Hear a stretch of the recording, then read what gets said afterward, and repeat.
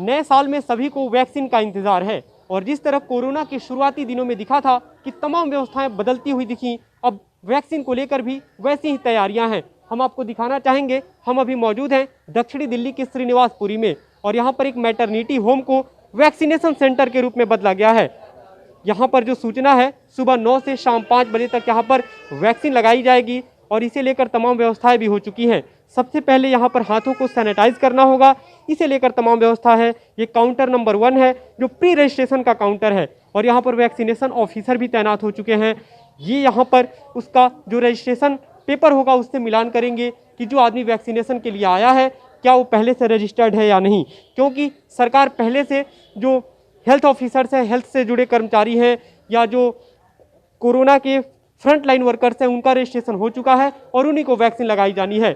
यहाँ पर अगर आप देखें तो चूंकि वैक्सीनेशन के लिए आने वाले लोगों की संख्या ज़्यादा हो सकती है, इसलिए यहाँ पर एक वेटिंग एरिया भी बनाया गया है और ऐसे लोगों को यहाँ पर अपनी बारी का इंतज़ार करना होगा। और इसके बाद नंबर आता है काउंटर नंबर 2 जो रजिस्ट्रेशन का काउंटर है। लेकिन यहाँ से वहाँ तक जाने में, क्योंकि वैक्सीनेशन की पूरी प्रक्रिया काफ़ी सावधानी पूर्वक इसे पूरी की जाएगी, तो यहाँ पर सोशल डिस्टेंसिंग का ध्यान रहे, इसे लेकर भी तमाम तैयारियां हैं। और ये रजिस्ट्रेशन काउंटर है, यहाँ पर रजिस्ट्रेशन की प्रक्रिया पूरी होगी। जो पहले से रजिस्टर्ड लोग हैं उनका मिलान किया जाएगा और जब पूरी तरह से सुनिश्चित हो जाएगा कि वे रजिस्टर्ड है पहले से, उनका वैक्सीनेशन किया जा सकता है।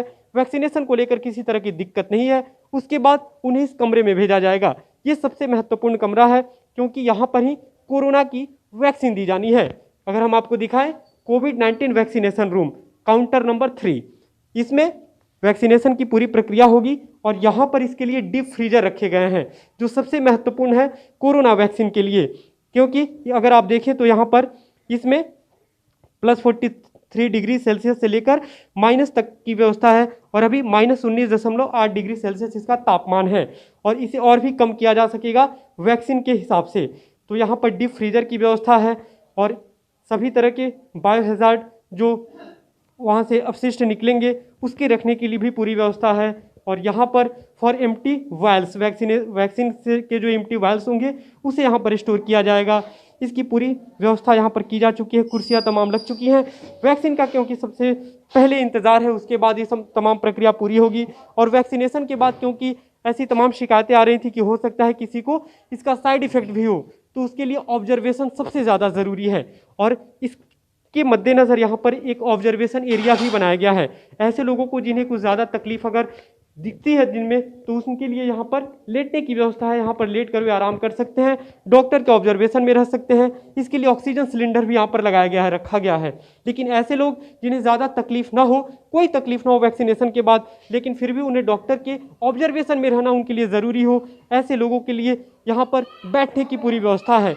यहाँ पर बैठकर वे लोग इंतज़ार कर सकेंगे। ये भी पूरा ऑब्जर्वेशन एरिया है और यहाँ भी सोशल डिस्टेंसिंग के साथ सबको बैठना होगा।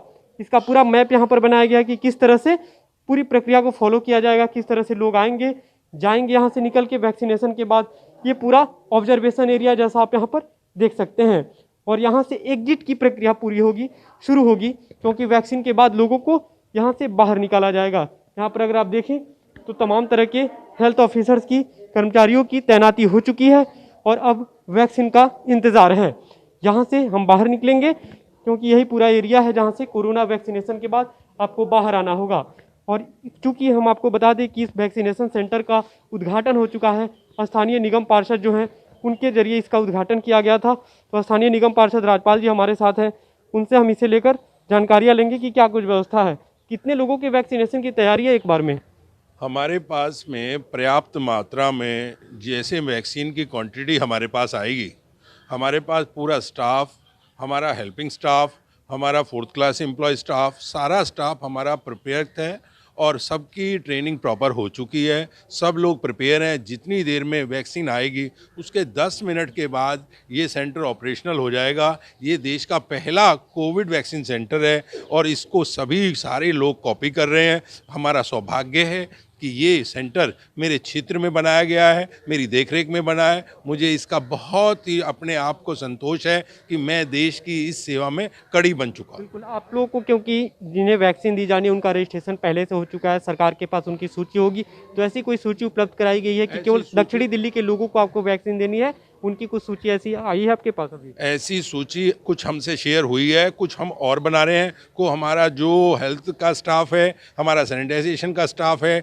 इसकी भी हमने सूची तैयार करा रहे हैं, क्योंकि वो जो हमारे हेल्थ वर्कर हैं, हम उनको पहले इस क्रम में रखेंगे। बिल्कुल, क्योंकि दिल्ली के मुख्यमंत्री ने बीते दिनों बताया था कि 51 लाख लोगों को पहले चरण में वैक्सीन दी जानी है।